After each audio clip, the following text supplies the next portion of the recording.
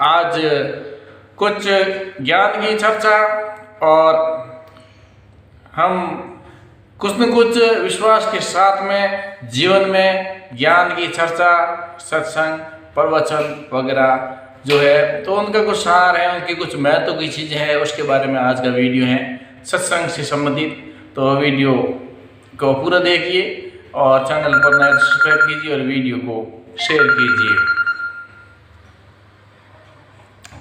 Video को share कीजिए। जब तक हमारा अंधविश्वास बना रहता है और तब तक काल्पनिक परमपिता परमेश्वर का भय बना रहता है, दान दक्षिणा तीर्थ यात्रा बनी रहती हैं, तब तक ब्राह्मणवाद मनोवाद फलता फूलता रहेगा।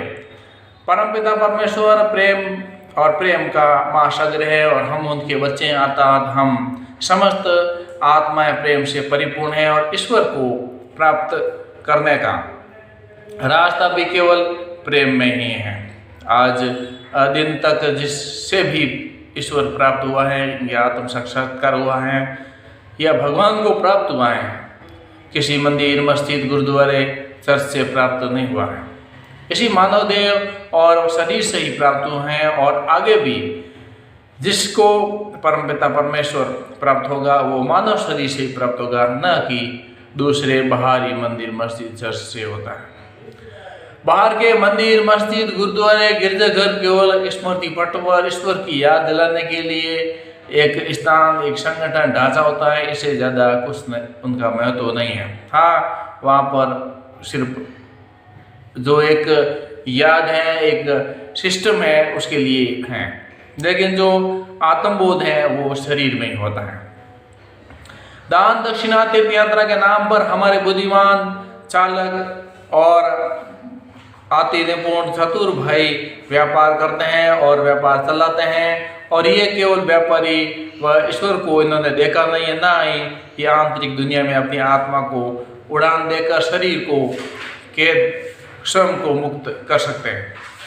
ऐसे ढोंगी पाखंडी प्राणी कितने ही तिलक लगाए, रंगीन कपड़े पहन ले, उस परमपिता परमेश्वर को प्रसन्न नहीं कर सकते। और दूसरी बात यह है कि जो अल्प जीविका वाले, उनके द्वारा भी कोई जिनका कोई जीविका ही है ये धर्म के प्रति और धर्म को चला करके या धर्म के नाम से उनकी जीवन चलता है। इस कर्मकांड दक्षिणा तीर्थ यात्रा के द्वारा हमारे से प्रति दिवस के लिए जाने वाले कर अर्थात टैक्स वगैरह भी ये सब बाहर निकल सकते हैं। मंदिर चर्च गुरुद्वारा मस्जिद गिरजाघर इतना ही महत्व है कि वो परमेश्वर और उस गॉड्स या अल्लाह की स्मृति दिलाने की याद दिलाती है। प्रभु परमेश्वर ने जब चाहा तब एक अनेक हो जाए, तब एक अनेक हुआ और दो श्रुतियाँ दो धाराओं में उपस्थित हुई और एक ज्योति दिव्य ज्योति और दूसरी श्रुति अर्थात दिव्य संगीत। उसके अलावा लाइट एंड साउंड, जिस समय समस्त पृथ्वी का आधार उसी के द्वारा हम परमपिता परमेश्वर आपस में जुड़ सकते हैं। जिस प्रकार की उत्पत्ति हुई है इस प्रकार मिलन भी होता है।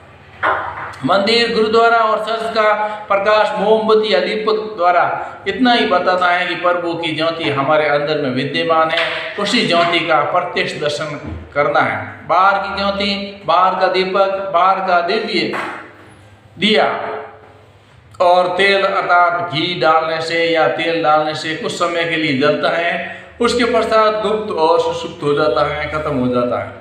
मानव के हाथों से बना हुआ दीपक अस्थायी, नश्वर और अल्प अवधि के लिए है, जबकि प्रभु का संगारित दीपक दिव्य ज्योति हमें याद घट में लगातार 24 घंटे 365 दिन और जन्मों जन्मों तक जल रही है, लेकिन हम इसका साक्षात्कार नहीं कर पा रहे हैं क्योंकि उसके ऊपर धूल जमी हुई है, मैल जमा हुआ है ये मैल और धूल हमारे संस्कार या हमारे जो आदतें हैं वो है, उससे हम छुटकारा नहीं ले रहे हैं। इसकी याद दिलाने के लिए मंदिर, मस्जिद, गुरुद्वारा है और ढोलक, नगाड़े, घंटे, श्रुति, घंटा इत्यादि मंदिर मस्जिद में प्रार्थना आरती के समय नगाड़े बजाए जाते हैं।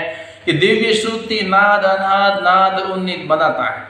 ये स्मृति दिलवाता है कि प्रभु का संगीत हमारे घट में 24 घंटे 365 दिन और जन्मनाथ तब से सृष्टि उत्पन्न हुई तब से लेकर अभी तक लगातार बज रहा है और हमें उसके साथ जुड़ना है।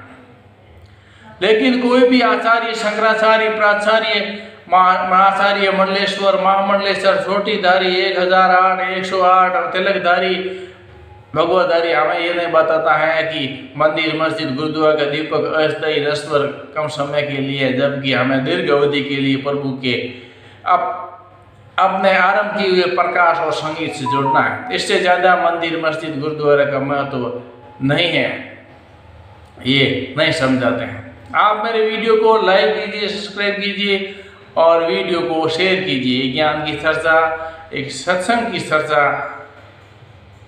हर जगह नहीं मिलती है, लेकिन मेरा प्रयास है जहाँ से शिक्षा मिले वहाँ से शिक्षा लेना और उस शिक्षा को अपने जीवन में ढालना, ताकि हमें और आगे बढ़ना है। विकास के रास्ते, उन्नति के रास्ते हमें आगे निरंतर कोशिश करते रहना चाहिए। मेरा परमपिता परमेश्वर मेरे घट में विद्यमान है, मेरे साथ रहता है 24 घंटे 365 दिवस। आंख बंद करके, शरीर को शांत करके, मन को शांत करके हम परमपिता परमेश्वर के जब चाहे बिना पैसे दिए, बिना कर्मकांड किए हम उससे जुड़ सकते हैं। और यही हिंदुत्व सनातन और पुरातन है, और यही वास्तव में एक साधना, एक ध्यान साधना और समाधि में यही सब काम होता है। जिसका व्यापारीकरण कर धन कमाने का जरिया छोटे हिंदू और आर्थिक शोषण करने का माध्यम बना दिया। वेद जिसे त्रिलोकी के काल अपने प्राणों से रचना की और उसे रचना के पश्चात काल भगवान ये कहते हैं कि इति इति इति, अर्थात परमपिता परमेश्वर सब कुछ ही वर्णन है और संक्षिप्त वर्णन इस छोटी झलक में ही दिया गया है। इस परमपिता परमेश्वर का पूर्ण वर्णन करने के लिए समस्त पेड़ों को पेन बना दिया जाए और समस्त समुद्र की स्याही बना दी जाए और समस्त पृथ्वी का पुस्तक बना दी जाए, तो भी परमपिता परमेश्वर जिसके रोम रोम से हजारों सूर्य की रोशनी और प्रकाश उत्सर्जित होता है, उसका वर्णन करने के लिए काल भगवान स्वयं असफल है। काल के प्रतिनिधि ब्रह्मा, विष्णु और महेश कितने क्या सफल हो जाएंगे। ब्रह्मा, विष्णु और महेश तीनों ही कर्मों के सिद्धांतों से अलग नहीं है। जैसी करनी वैसी बढ़नी सिद्धांत ब्रह्मा जी भी लागू होता है, जिसके कारण उन्हें सरस्वती का अपमान अथवा अपनी बहन का अपमान करने के कारण दंड मिला, और इतना ही दंड विष्णु अर्थात राम जी महाराज और कृष्ण जी महाराज को भी लेना पड़ा। जैसे कि रामचंद्र जी महाराज ने बाली को छल कपट द्वारा छुपा कर मारा और उस बाली ने शिकारी रूप में द्वापर में कृष्ण जी महाराज का वध किया। राम जी महाराज और कृष्ण जी महाराज बहुत बड़े त्रिलोकी तीसरे लोक के निवासी, बैंकुट के निवासी, हमें जैसी करनी वैसी बढ़नी के अनुसार दंड देते हैं। हमारा 84 लाख योनियों में आवागमन है, यही महापुरुष निश्चित करते हैं। लेकिन मुक्ति मोक्ष देना इनके हाथ में नहीं है। यदि रामचंद्र जी महाराज के हाथ में कर्म विज्ञान और परिवर्तित करने का क्षमता होती तो राजा दशरथ जी जिन्हें श्रवण की हत्या कर दी थी उस पाप उसके प्रतिफल को छुड़वा देते थे। अर्थात रामचंद्र जी महाराज अपने पिताजी को कर्मों के बंधन से मुक्त नहीं कर सकते, हमें कितना क्या मुक्त कर देंगे।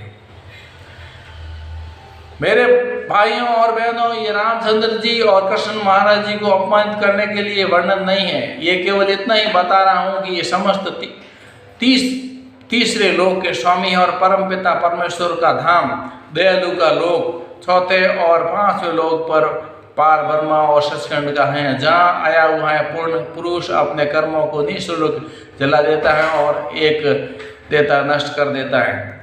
हमारे संचित कर्मों की होली जला देता है और अपने प्रेम में प्रेम की शक्ति के द्वारा। तो ऐसा पुरुष सतपुरुष के समय, राम जी महाराज के समय, अष्टावक्र जी के महाराज के समय, और वही पूर्ण पुरुष आज के समय में उपलब्ध, जो निःशुल्क रूप से हमें वैज्ञानिक प्रयोग के द्वारा आंतरिक दुनिया में ले जाकर, जहाँ प्रकाश ही प्रकाश है, जहाँ शीतलता है, जहाँ आनंद की व्यवस्था है, जहाँ संगीत, दिव्य संगीत और नाद, अनाद नाद और उदित, जिस वेद और उपनिषद कहते हैं, हमें वहाँ तक पहुँचने की आवश्यकता है, ताकि वैज्ञानिक प्रयोग के द्वारा हम आत्मा का साक्षात्कार कर सकें और अपनी आत्मा को आंतरिक दुनिया की उड़ान देते हुए इस शरीर को कैद से जीते जी मुक्ति होने की विद्या सीख सके। जो जीते जी मुक्त है वही मृत्यु के पश्चात मुक्त होगा, जो जीते जी शिथिल है वही मृत्यु के पश्चात भी शिक्षित रहेगा, शिक्षित रहेगा। कोई अनपढ़ मृत्यु के पश्चात पंडित बन जाएगा, ज्ञानी हो जाएगा, ये असंभव है। हमें जीते जी करने की विद्या, पूर्णतया वैज्ञानिक विद्याएं, इसे प्राप्त करना, इसी जन्म में यही एक सफलता है, और ये नहीं किया तो कुछ नहीं। इसलिए मोक्ष प्राप्ति, ये आत्म साक्षात्कार, ये भी जरूरी है, और मानव जीवन का कल्याण इस 84 लाख योनियों में हो सकता है। इसके लिए गुरु की आवश्यकता, और गुरु यही शब्द बता दी। उपनिषद, गीता, भागवत और जो भी पुराण ग्रंथ है उसका सार यही है। आज के इस वीडियो को लाइक कीजिए, चैनल पर नए सब्सक्राइब कीजिए और वीडियो को शेयर कीजिए। बहुत बहुत धन्यवाद। जय हिंद।